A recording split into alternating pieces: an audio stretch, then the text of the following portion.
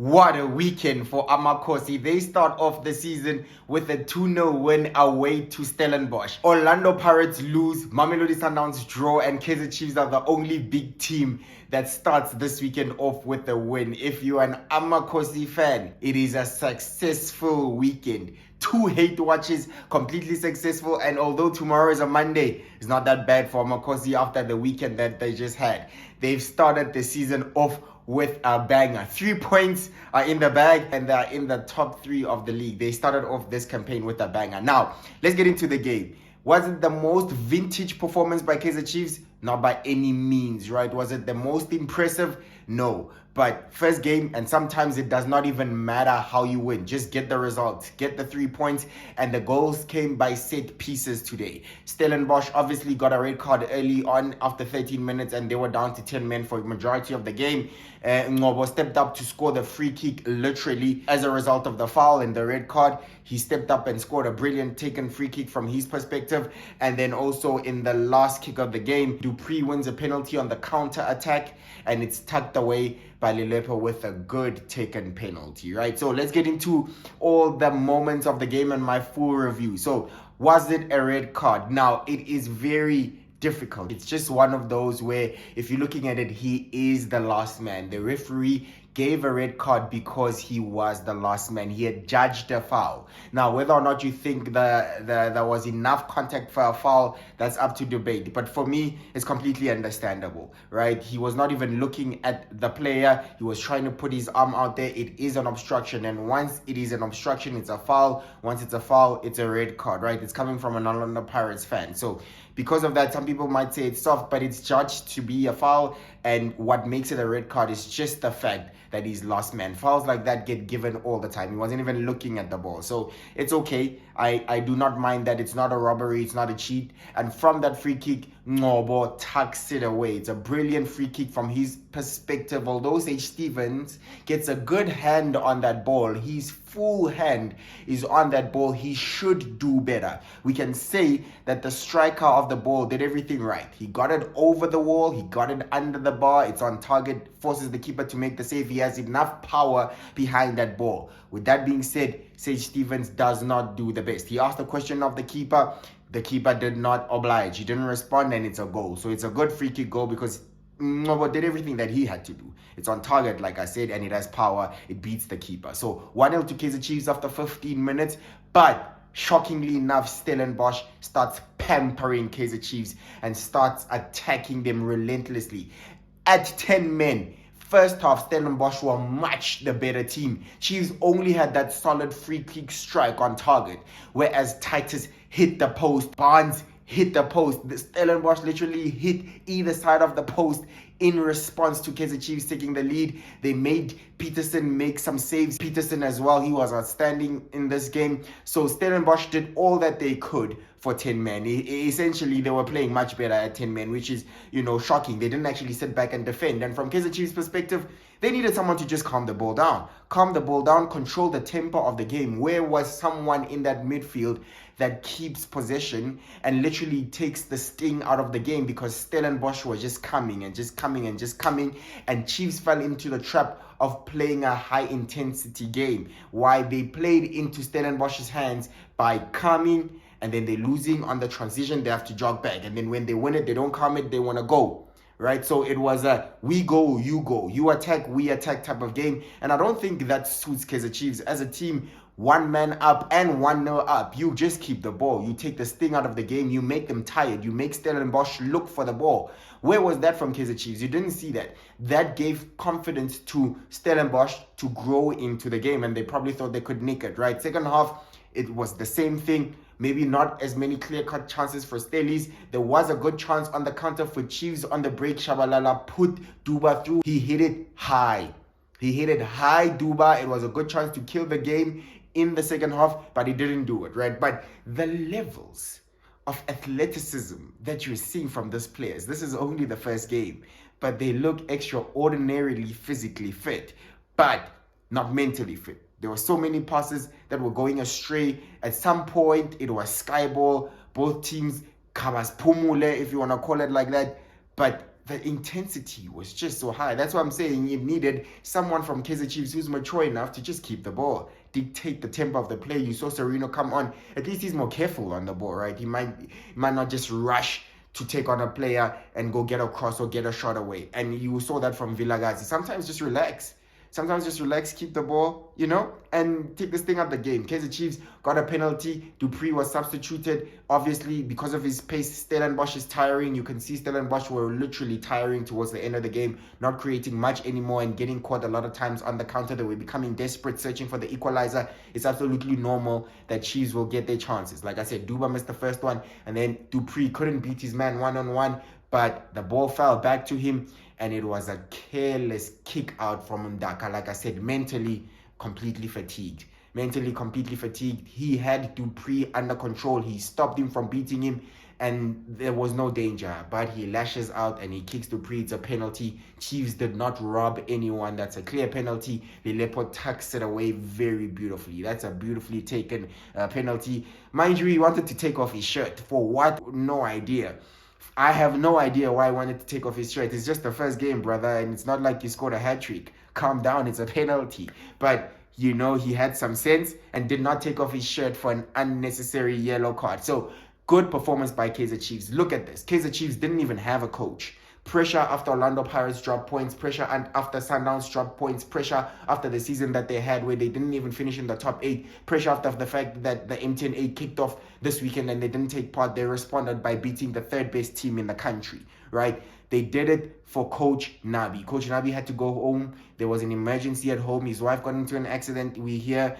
And, they had to win to show support. That's how you do it. That's team spirit. That's mentality. Win by any means necessary. Show support to your coach, to your teammate. If anything like that is happening, you go out there, you give your best. And they gave their best. You didn't have to, everyone play absolutely perfectly, but they did what they needed to do to get the result, and that is all that matters. 3 points in the bag, and it's a brilliant start from Kaizer Chiefs.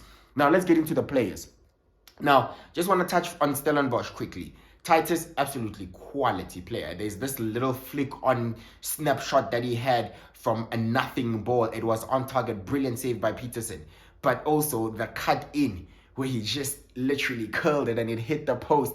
That is a quality player. And I'm actually surprised that no one came in for him during the transfer window. So I just want to say that to me, Titus for me was the standout player for Stellies. And now I'll move on to Kaizer Chiefs, the winning team. Man of the match, Aiden McCarthy, was absolutely superb. He was absolutely superb. Yes, Stellenbosch had their chances, but for majority of the game, he had things under control. He put in good performances, good tackles. He was winning all his duels aerially. He was good, making good decisions. So I was really, really impressed with McCarthy's performance. So deserved man of the match. At left back, Bradley Cross was absolutely solid. Remember how they substituted him in the first half after 30 minutes, took him off, killed his confidence. He was even crying.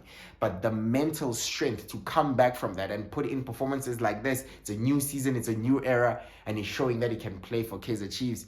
That is not something that I'm taking very lightly. So what a performance by him. What a shift. Solid shift. So Kaizer Chiefs defense actually as a whole, really, really solid performance, right? Obviously, Stellenbosch didn't capitalize on their chances, but it's a clean sheet from Kaizer Chiefs' perspective.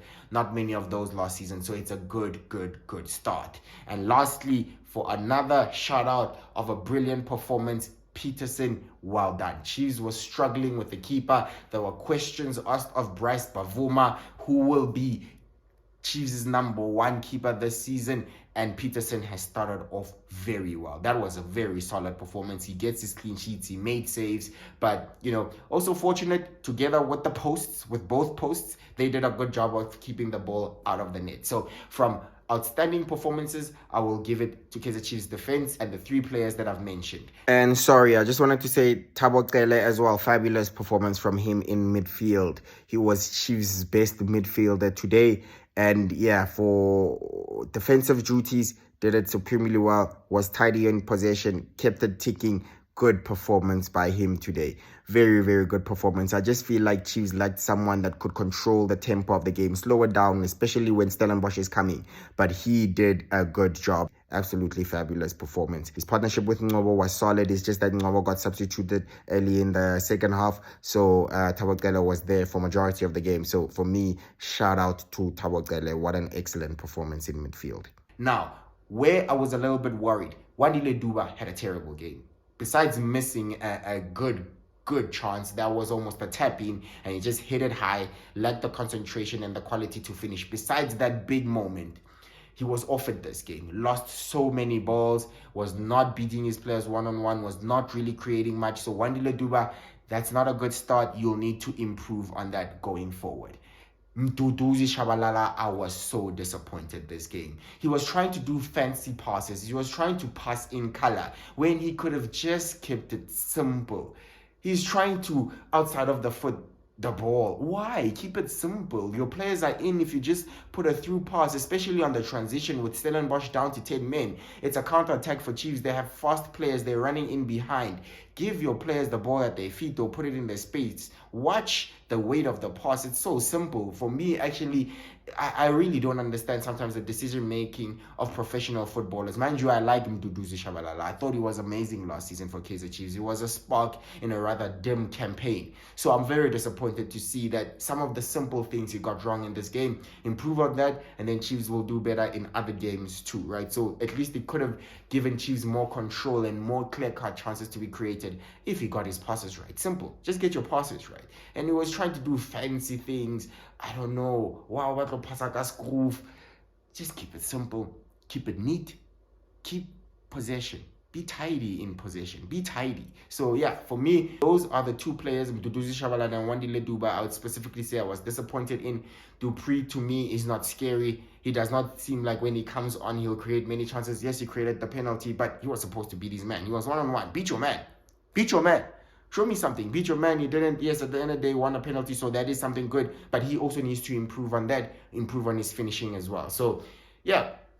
Kaizer Chiefs, at the end of the day, it does not matter sometimes how you win. It's about securing the 3 points. 3 points in the bag. Pirates lost. Sundowns drew. Chiefs are one of the only teams that got a win this opening weekend. So it's happiness for AmaKhosi. The glory days are back, at least just for this weekend, right? So it's a good start to the campaign. And this is how your league looks. To wrap up your results this weekend, AmaZulu 1-0 against Orbit College, Chipa United 1-1 against Sundowns, Polokwane and Magesi played out to a 0-0 draw, Richards Bay and Marumo Gallants, but Gallants won with a red card 2-1. Orlando Pirates lost to Skokune. We covered it. Check that full review video on my channel. And Siwelele beat Golden Arrows 3-1. And we have the top goal scorer so far is Magidi Gidi. He scored 2 goals. He got a brace against Golden Arrows, and because of that win, Siwelele sit top of the table due to goals scored. They scored 3 goals, while the other teams also are on 2